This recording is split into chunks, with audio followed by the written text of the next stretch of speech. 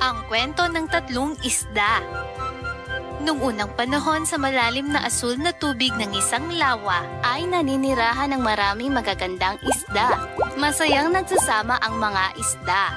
Naglalaro sila ng volleyball kasama si Ginoong Crab at naglalaro ng taguan sa lahat ng uri ng kabibe at mga bahura ng korales. Kabilang sa maraming uri ng isda ay ang tatlong maliliit na isda, sina Merlin, Gabi at Finn.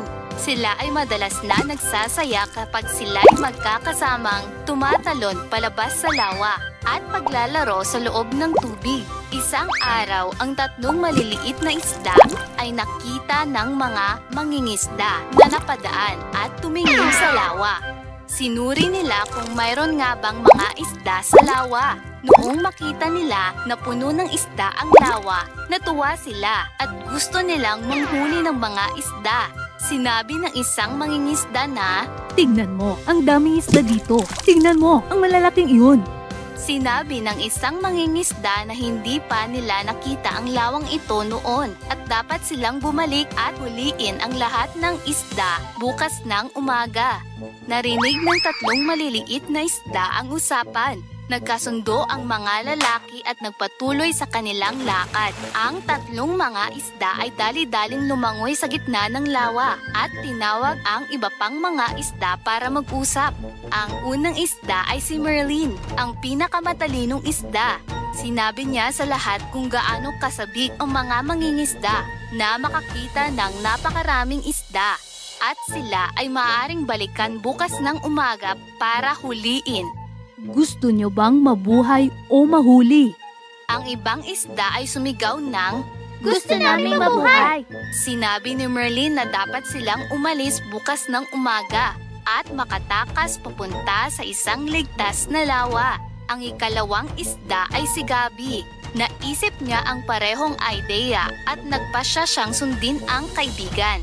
Ngunit ang ikatlong isda na si Finn ay hindi sumang-ayon sa kanila. Tumawa siya at sinabi na ang mga isda ay umaasal na parang mga duwag. Sabi niya, "Ang lawa ang ating tahanan, bakit kailangan nating umalis?" Sinabi ni Finn sa lahat na huwag matakot at ang mga mangingisda ay maaaring hindi makabalik. Ang mga isda ay nagsimulang mahati. Ang ilan ay sumang-ayon at sumunod kay Merlin at Gabi, habang ang natira ay sumunod kay Finn papunta sa ibang direksyon.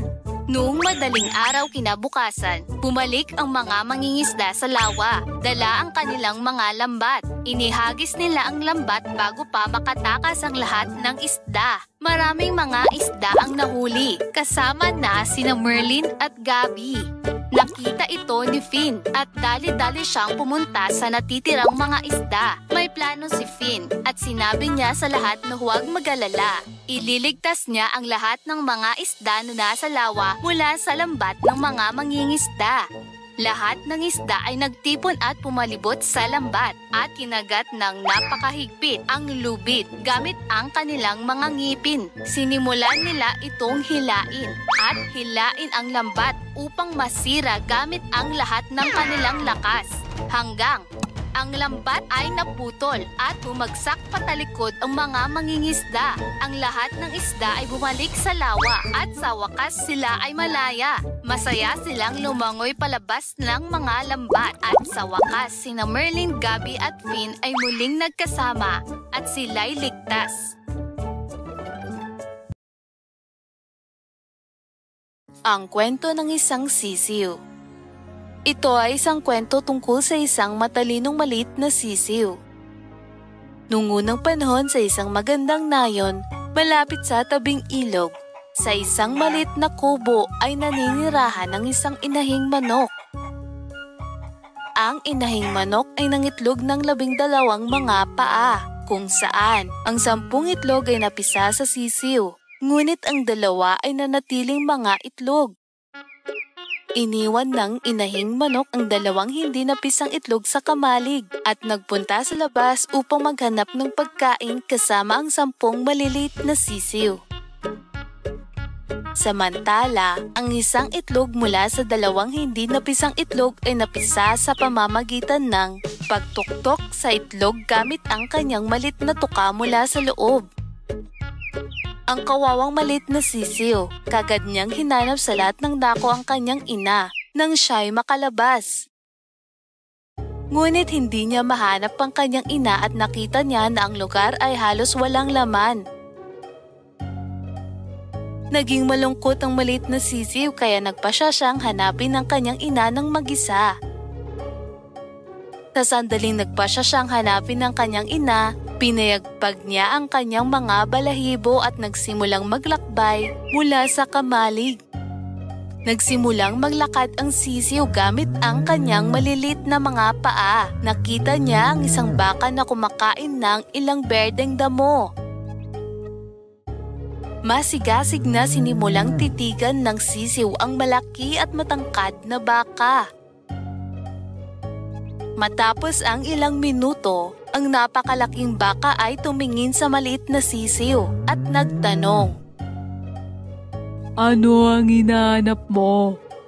Bakit ka gulat na nakatingin sa akin? Tanong ng baka. Ikaw ba ang aking ina? Inosenteng tanong ng sisiw. Naawa ang baka habang tinititigan ang inosenteng sisiw at sinabing, Tumingin ka sa akin, tingnan mo kung gaano ako kalaki at katangkad. Ang iyong ina ay mas maliit kaysa sa akin. O, ang aking ina ay mas maliit kaysa sa iyo? Tanong ng sisiw. Pagkatapos ay pinagpatuloy niya ang kanyang paghahanap.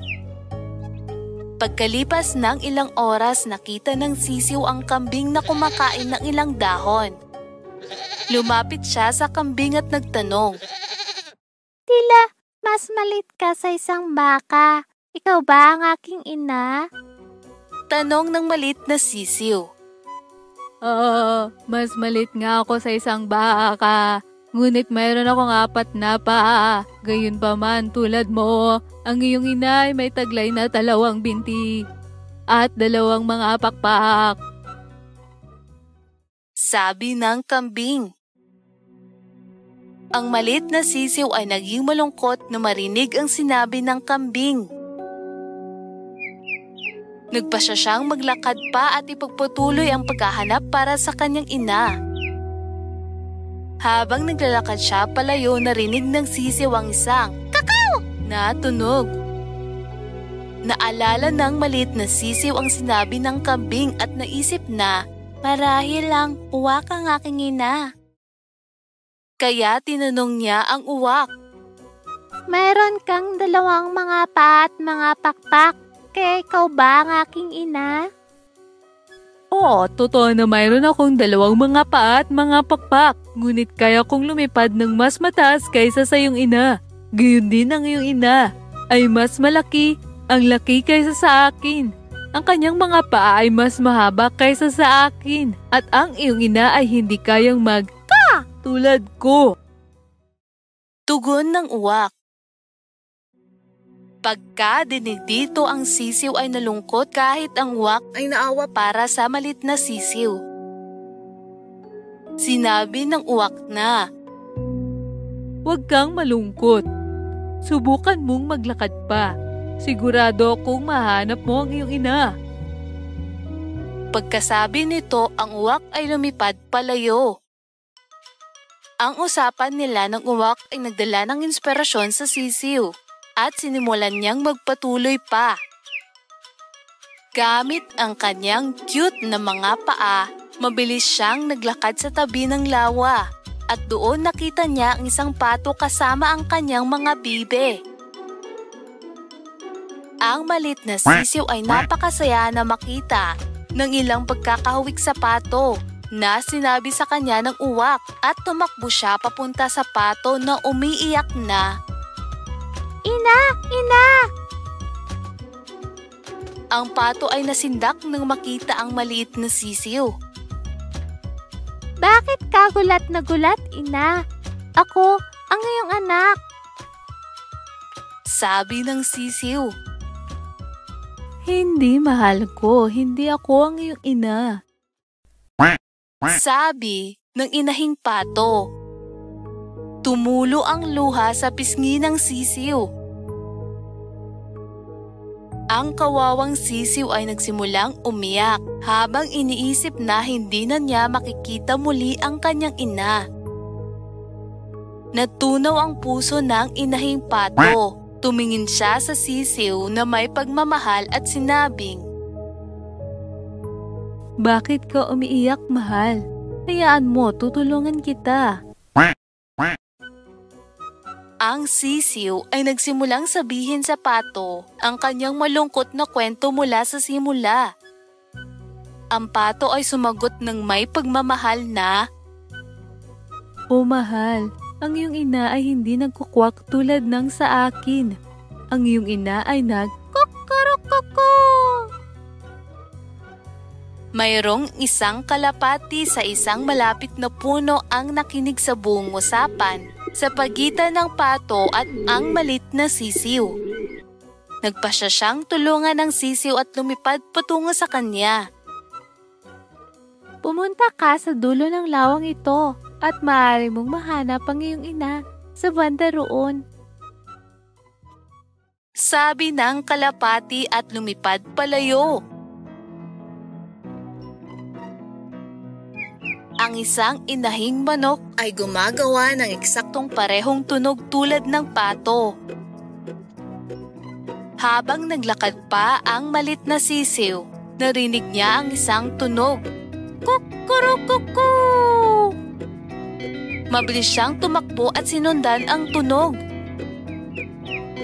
Nakita niya ang isang inahing manok na may 2 binti, mga pakpak na mas malaki kaysa sa uwak, at ang inahing manok ay nagsasabi ng Kukurukoko!